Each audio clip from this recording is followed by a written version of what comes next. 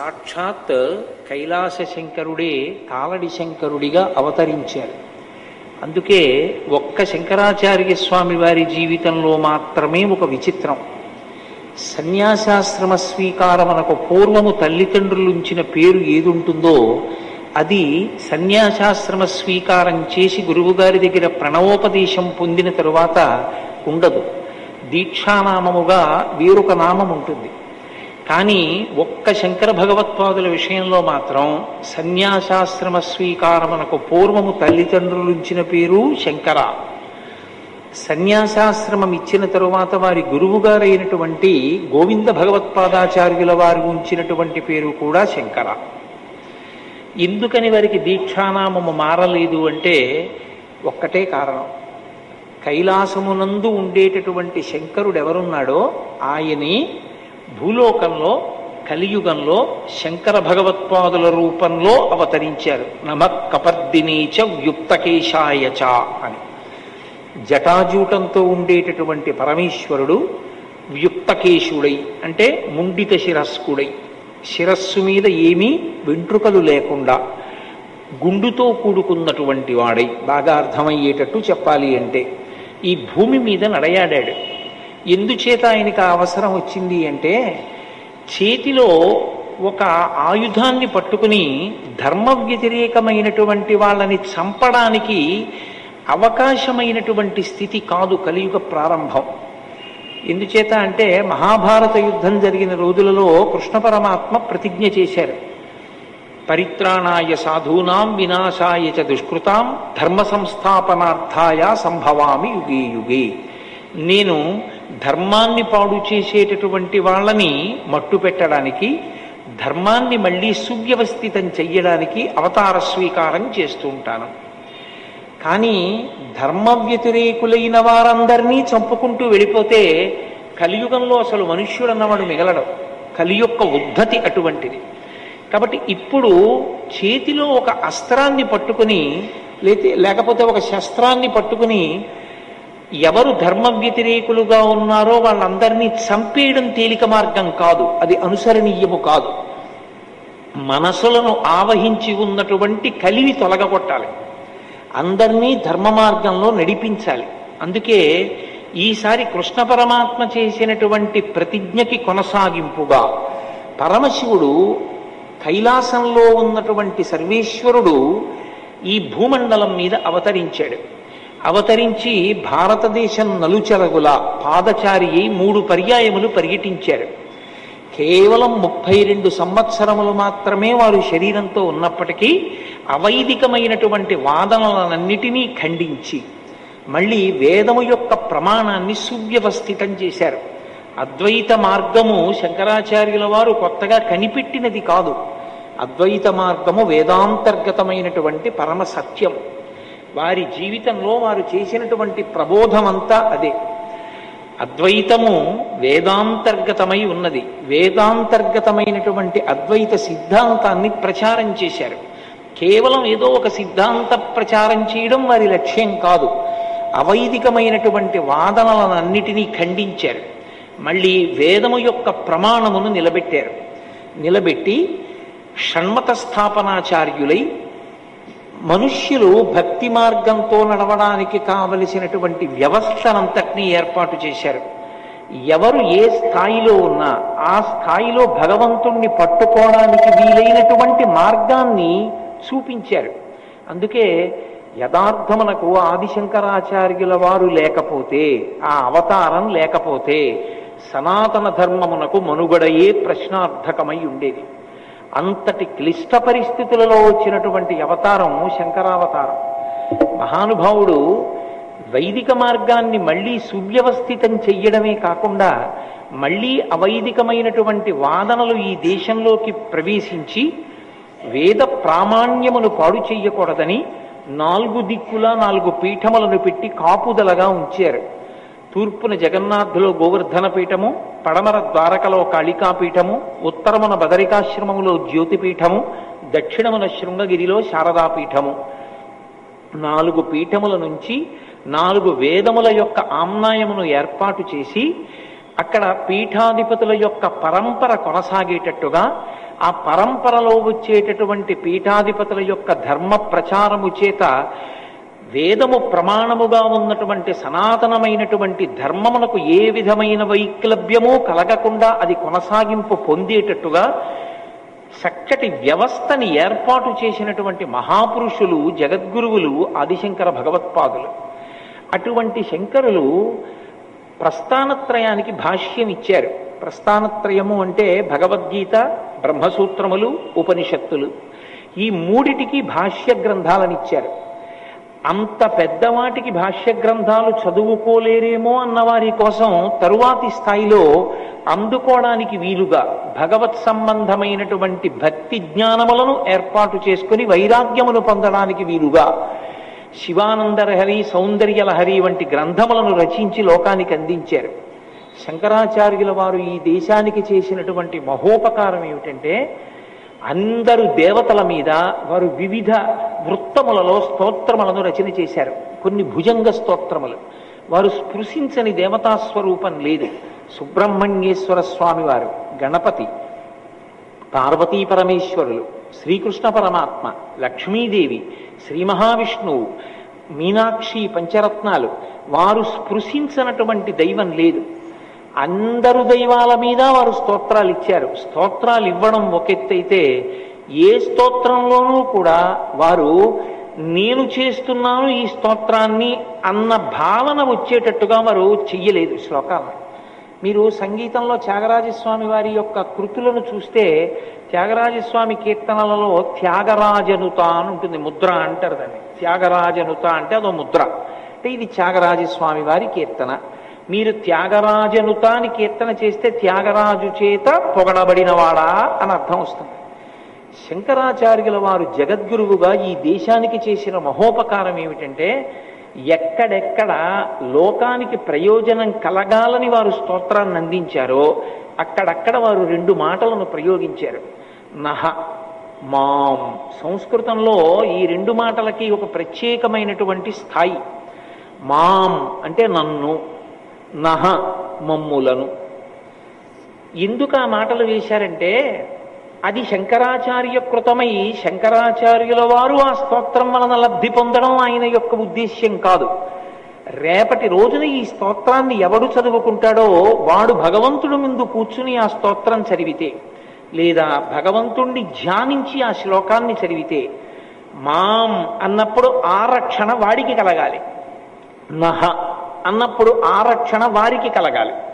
అందుకే వారు స్తోత్ర రచన చేసి ఫలితాన్ని మనకి కట్టబెట్టారు.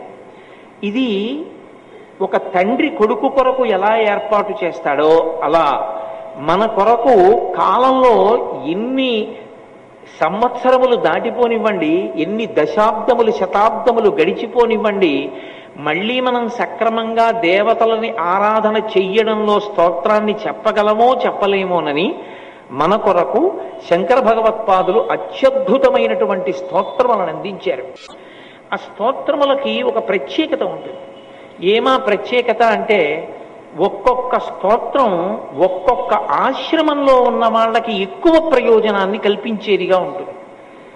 జిజ్ఞాసులు ఉంటారు, అంటే అసలు భగవంతుడి గురించి తెలుసుకోవాలి, అసలు గురువు అంటే ఎవరు తెలుసుకోవాలి, తల్లి అంటే ఎవరు, తండ్రి అంటే ఎవరు, పాపం అంటే ఏమిటి, పుణ్యం అంటే ఏమిటి, లేకపోతే సాధన అన్న మాటకు అర్థం ఏమిటి, దైవము అని ఎవరిని పిలవాలి, ఇవి తెలుసుకోవాలి అనుకున్న జిజ్ఞాసుల కొరకు వారు ఒక అద్భుతమైనటువంటి స్తోత్రాన్ని ఇచ్చారు.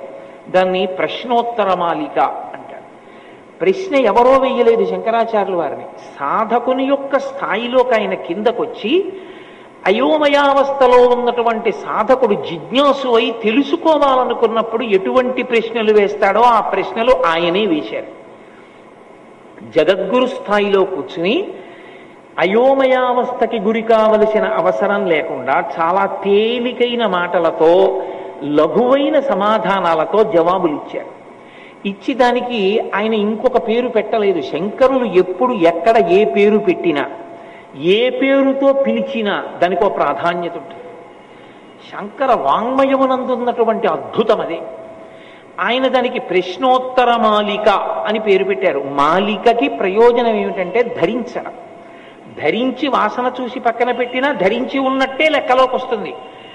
నాకు ఇప్పుడు ఈ మాల పట్టుకొచ్చారు. ఈ మాల ప్రయోజనమేమి? నా మెడలో వేయడమే. నా మెడలో వేసిన తరువాత నేను వాసన చూసి పక్కన పెడితే అది ఇక నేను స్వీకరించినట్టే, నేను అనుభవించినట్టే ఆ మాలని.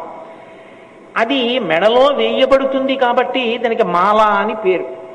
ఆయన అన్నారు ప్రశ్నోత్తర మాలిక అంటే ఇది నువ్వు చదివి వదిలిపెట్టేది కాదు, ఇది నీ మెడలో ఉండాలి. మెడలో అంటే కంఠమునకు తగులుతుంది, కంఠగతమై ఉండాలి. ఇది మీకు ఎప్పుడూ ధారణలో ఉండాలి. ధారణలో ఉంటే గురువెవరు? వెంటనే శంకరులు ఏం చెప్పారో జ్ఞాపకం వస్తుంది. ఓ గురువు గారంటే ఇది. అమ్మ ఎవరు? వెంటనే గుర్తొస్తుంది. ఓ శంకరులు ఇలా చెప్పారు. కాబట్టి దానికి ఆయన ప్రశ్నోత్తర మాలిక అని పేరు పెట్టారు. ఇప్పుడు ఆ ప్రశ్నోత్తర మాలిక రోజు చదువుకుంటే ఏమవుతుందండి అని అడిగారు అనుకోండి. ప్రశ్నోత్తర మాలిక రోజు చదువుకుని ప్రశ్నోత్తర మాలికకి వ్యాఖ్యానం వింటే జిజ్ఞాసుకి స్పష్టమైన అవగాహన కలుగుతుంది. అయోమయమంతా పోతుంది. ఎంత గొప్పగా పోతుందంటే అవ్యక్తరేఖామివ చంద్రరేఖాం పంసు ప్రసిద్ధామివ హేమరేఖాం క్షతప్రరూఢామివ బాణరేఖాం వాయుప్రభిన్నామివ మేఘరేఖాం అంటారు వాల్మీకి మహర్షి. వాయువు చేత కొట్టబడిన మేఘము చెదిరిపోయినట్టుగా అయోమయావస్థ అంతా పోయి స్పష్టమైన అవగాహన కలుగుతుంది. సాధకుల ప్రయోజనము కొరకు ప్రశ్నోత్తర మాలికనిచ్చారు వారు. అలాగే అద్వైతానుభూతి ఒక గ్రంథాన్ని ఇచ్చారు. అలాగే వారి శరీరాన్ని విడిచిపెట్టేసేటప్పుడు శిష్యులు వెళ్ళి అడిగారు, అయా మీరిచ్చిన వాంగ్మయం మహాసముద్రం, మీరు అవతార పరిసమాప్తి చేస్తున్నారు, ఇక ఆ తర్వాత శరీరంలో ఉండి పిలిస్తే పలకడానికి మీరుండరు, కాబట్టి మాకు సమస్తమైనటువంటి వేదాంత సారాన్ని అనుష్ఠానంలో మేము గుర్తు పెట్టుకోవలసినవి, పాటించవలసినవి లఘువుగా చెప్పండి అంటే అప్పుడు వారు అవతార పరిసమాప్తి చేసే ముందు కొన్ని మాటలు చెప్పారు. వేదో నిత్యమధీయతాం తదుదితం కర్మస్వనుష్ఠీయతాం. అవతారం దేనికొచ్చిందో అవతార పరిసమాప్తి కాలమనందు ఆ మాటతో పూర్తి చేశారు. ఎందుచేత అంటే లోకంలో లౌకికంగా కూడా ఒక మర్యాద ఉంటుంది. చనిపోయే ముందు ఒక వ్యక్తి వాంగ్మూలం ఏదిస్తాడో అదే సత్యము అని. అవతార పరిసమాప్తి కాలమునందు కూడా శంకర భగవత్పాదులు తన అవతార ప్రయోజనాన్ని చెప్పారు. వేదో నిత్యమధీయతాం, వేదమును ప్రమాణముగా అంగీకరించు. తదుదితం కర్మస్వనుష్ఠీయతాం, వేదం ఎలా చెప్పిందో అలా కర్మ చెయ్యి తప్ప వేదము చెప్పనిది నీ యొక్క స్వంత ఆలోచన తీసుకొచ్చి కర్మానుష్ఠానమునందు పెట్టవద్దు అని వారు లఘువైన సమాధానములతో శిష్యులకు సందేశం ఇచ్చారు. ఒక్కొక్క స్తోత్రము, ఒక్కొక్క గ్రంథము, ఒక్కొక్క ఆయన ఇచ్చినటువంటి అనుగ్రహ భాషణము ఒక్కొక్క స్థాయిలోని వారి కొరకు ప్రత్యేకంగా నిర్దేశించారు. మోహాన్ని పోగొట్టడానికి మోహముద్గరము అని భజగోవిందం భజగోవిందం గోవిందం భజమూఢమతే అంటూ ఇచ్చారు. అర్ధనారీశ్వర స్తోత్రము అని ప్రత్యేకంగా ఒక స్తోత్రాన్ని శంకర భగవత్పాదులు చేశారు. ఈ అర్ధనారీశ్వర స్తోత్రం ఎవరి కొరకు?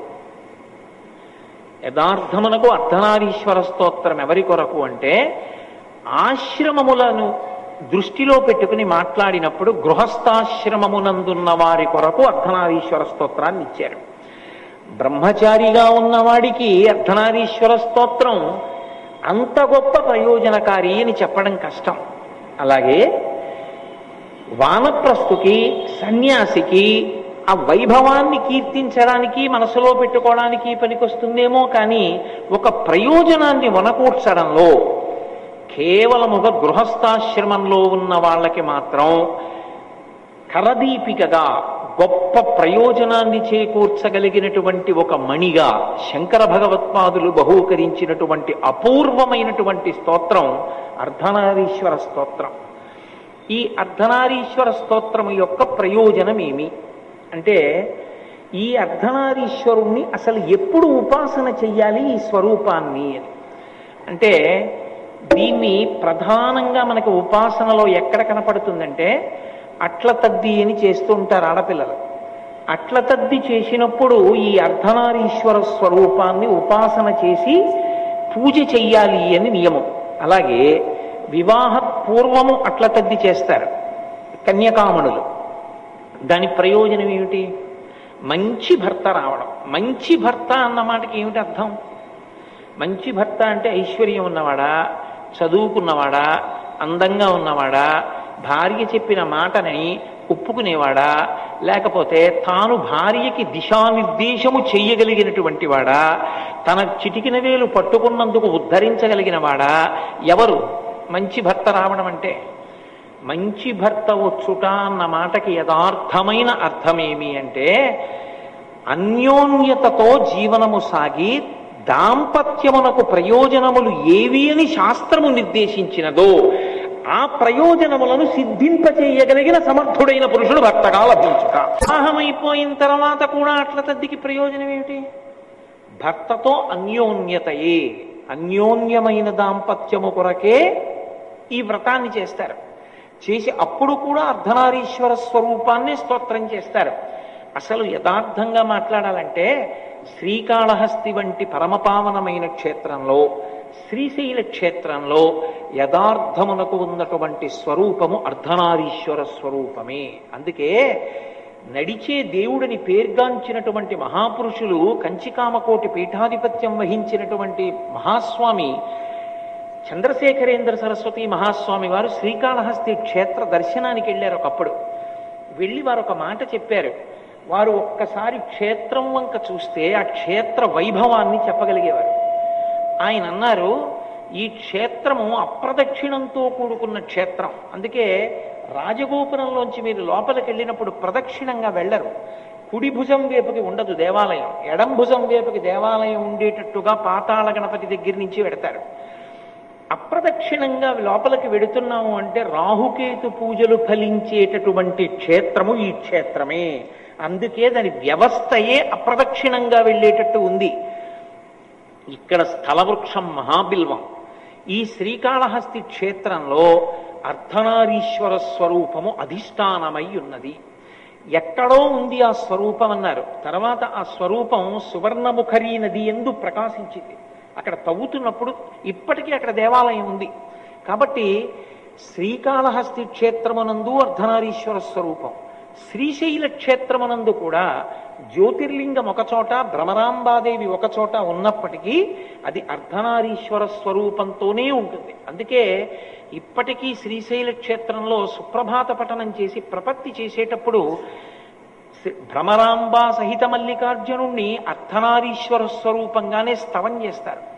సోమోత్తంశ అబురి రామార్థభాగ శ్రీశైలాగ్రే కలతి వసతిర్విశ్వరక్షాధురీణ ఏణం పాణౌ సరసి తరుణోల్లాసమేణాంకఖండం పార్శ్వే వామే వపుషి తరుణీ ద్రక్షుకారుణ్యలీలాం భూతిం పాలే స్మితమభిముఖే గాంగమం భక్కపద్దే బిభ్రత్ప్రేమ్ణా భువనమఖిలం శ్రీగిరీశస్సపాయాత్. శ్రీగిరీశస్సపాయాత్. ఓ శ్రీగిరి, ఈ శ్రీశైల క్షేత్రమునందుండేటటువంటి మల్లికార్జునుడా, నీ స్వరూపం ఏమిటో తెలుసా? ఏణం పాణౌ, జింక పిల్లని చేత్తో పట్టుకుంటాడు.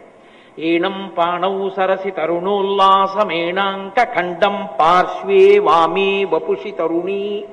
వపుషి అంటే శరీరం. శరీరము యొక్క వామార్ధ భాగమునందు పార్వతీదేవిని, ఎడమ భాగమునందు ఉంచుకున్నటువంటి ఓ పరమేశ్వరుడా నీకు నమస్కారము. సోమోత్తంశ పరిషదామీష జీవాతురీశ పాశచ్ఛేత్తాపదయుగజుషాం పుల్ల మల్లీ నికాస ధ్యేయో దేవ ప్రకటిత వధూరూపవామాత్మభాగ శ్రీశైలాగ్రే కలతి వసతిర్ విశ్వరక్షాధురీణ అని ఇంకో శ్లోకం. ఓ విశ్వరక్షాధురీణుడైనటువంటి మల్లికార్జునుడా, నీ వామభాగమునందు అర్ధనారీశ్వరుడవై పార్వతీదేవి శోభిస్తోంది. ఈ రెండు క్షేత్రములు అర్ధనారీశ్వర స్వరూపమునకు సంబంధించిన క్షేత్రములే. అటువంటి అర్ధనారీశ్వర స్థానం